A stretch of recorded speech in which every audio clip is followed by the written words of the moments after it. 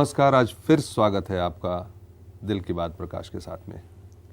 आज अपने दिल की बात करने एक ऐसे व्यक्ति हमारे साथ हैं जो चंपारण के, पश्चिम चंपारण के बहुत छोटे से जगह, हालांकि बहुत बड़ी पंचायत है मच्छरगांवा, लेकिन एक नक्शे पे छोटी सी जगह है और वहाँ से आते हैं। मतलब शायद गिनीज बुक ऑफ रिकॉर्ड्स में इनका नाम होगा या होना चाहिए कि जिन्होंने 10,000 से ऊपर संगीत के, गीत के, भोजपुरी गाने के एल्बम लिखे हैं, हिंदी गाने भी हैं उसमें, और करीब 250 फिल्मों के लिए इन्होंने गीत लिखा है। विनय बिहारी अगर आपकी फिल्म का गाना लिखते हैं तो आप ये मान लीजिए कि आपकी फिल्म के गाने पूरी तरह से हिट हैं।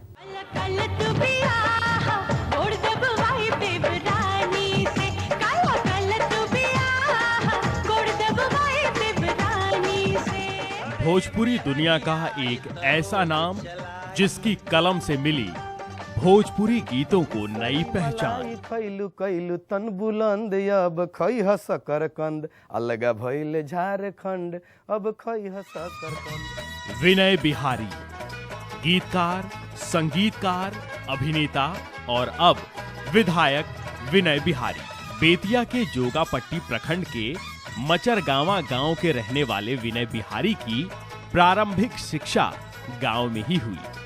विनय बिहारी को बचपन से ही गीत लिखने और गाने का बड़ा शौक रहा। देखते देखते विनय बिहारी ने भोजपुरी सिनेमा जगत में गीतकार, संगीतकार और अभिनेता के रूप में ख्याति प्राप्त कर ली।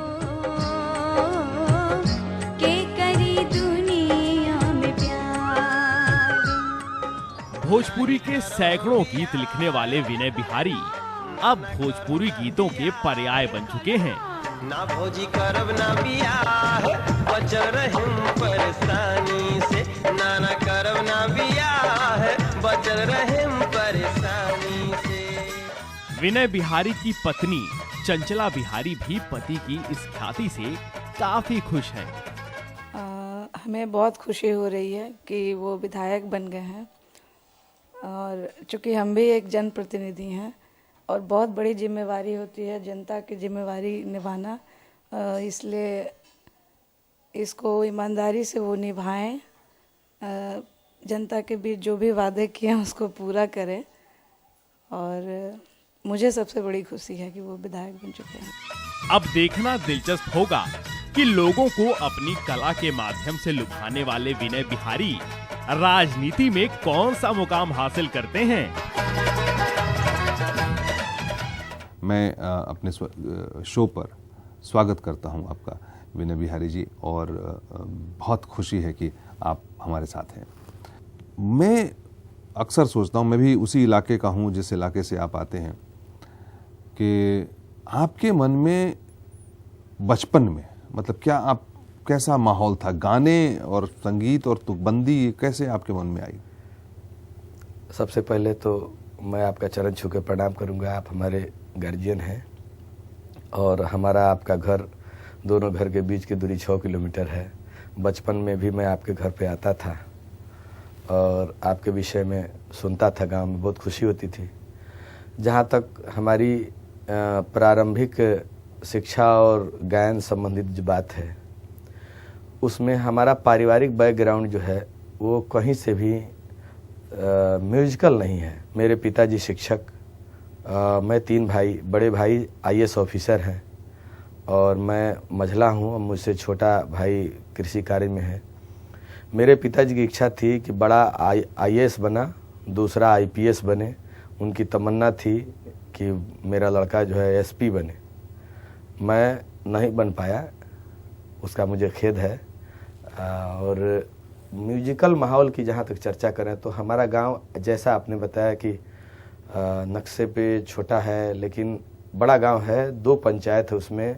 आदर्श नाट्य सह ग्राम विकास परिषद एक ऐसी संस्था है हमारे यहाँ जो पिछले 100 वर्षों से ड्रामा खेलती आई है, और वहाँ उस ड्रामा कंपनी में हम लोग ड्रामा खेलते थे। वो ड्रामा बाहर नहीं खेलने जाते थे लोग, अपने ही गांव में धार्मिक जब कोई इस तरह का पूजा पाठ त्यौहार का अवसर आता था तो उसमें पाठ होता था, ड्रामा हरिश्चंद्र, तारामती, वो राजा भरथरी, नौटंकी भी खेले, दही वाली। वो बचपन से आपको इंटरेस्ट था इन चीज़ों में? हाँ, तो उसमें मैं रोल करता था।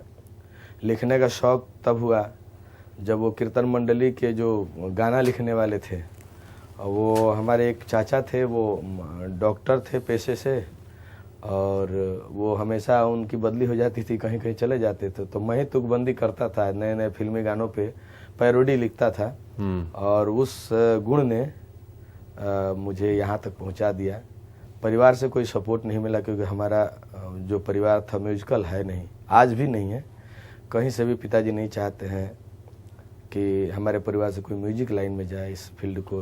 तब ना, अब तो वो आपके पर काफी गर्व करते होंगे। देखिए, अब तो हमारे ही साथ हैं, या ये कह लीजिए हम उनके साथ हैं। हाँ, मैं अपने पिताजी के साथ हूँ, ये मुझे गर्व की बात है। बिल्कुल दो है, बच्चे बिल्कुल हैं। है। देखिए क्या है कि हम लोग जिस परिवार से आते हैं और जिस तरह के समाज से आते हैं, उस समाज में हम लोग के सारी ऊर्जा जो है इस बात में लगी होती है किसी तरह से हम लोग आईएएस बन जाएं, आईपीएस बन जाएं, अगर पढ़े लिखे हों, नहीं तो किसी तरह की नौकरी में हो जाए। अलग तरह से ये कला में या फिल्मों में और या खेल कूद में इस जहाँ की दुनिया बहुत बढ़ गई है, अब लोग थोड़ा एक्सेप्ट करने भी लगे हैं, मानने भी लगे हैं। लेकिन जब उस जमाने में तो बहुत बाधाएं होती थी। मैं समझ सकता हूँ, आपके पिताजी शिक्षक थे और उनकी क्या तमन्ना रही होगी।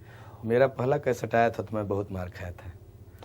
और मैं अपने दर्शकों को बता दूं कि उस समय मैं इंटर में था, रामदयालु सिंह कॉलेज में पढ़ता था। मेरा पहला जो एल्बम आया, चंपारण के बाबू, 1989 में, उस पर आपकी तस्वीर आई होगी। हाँ, आई थी।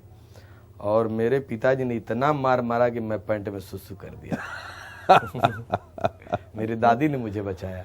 हाँ, चलिए, उनकी अपनी मान्यताएं थी और लगता है कि उस मार को खाने के बाद में आपकी प्रेरणा और आपका अंदर का जो है वो नहीं सुधरा। मैं सुधरे नहीं। आपने और भी आपको प्रेरणा मिली कि मैं दिखाई दूंगा बाबूजी को कि कैसे गाने लिखे जाते हैं और किस तरह से।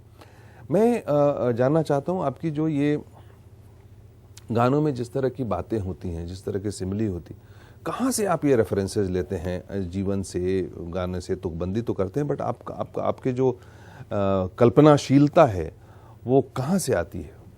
मैं जो देखता हूँ वो लिखता हूँ, जो महसूस करता हूँ वो लिखता हूँ। और कहीं ना कहीं से ईश्वर का आशीर्वाद है, अपने पुरखों का आशीर्वाद है। क्योंकि कभी कभी मैं किसी को बोलता हूँ कि आज रात मैंने 15 गाने लिखे, तो बोलते हैं कि फेंक रहा है। जबकि 15 गाने मैंने कितने रात में लिखे हैं। जब ये माहौल आता है सावन पूजा का, जब माहौल आता है होली का, जब माहौल आता है छठ का, जब माहौल आता है आपको दुर्गा पूजा का, तो सीमित टाइम में 8-8, 10-10 एल्बम लिखना पड़ता है। हर सिंगर चाहता है, हर गायक चाहता है कि हमारा गीत विनय बिहारी लिखे। और वैसी स्थिति में रात भर कमरे में बैठ करके मैं वैसे गाने लिखता हूँ। वाह। तो अब बाद में लोगों ने विश्वास करना, कुछ लोगों ने तो बाद में ये कह दिया कि घोस्ट राइटर रखता होगा। उसके बाद से ये धारणा समाप्त हो गई।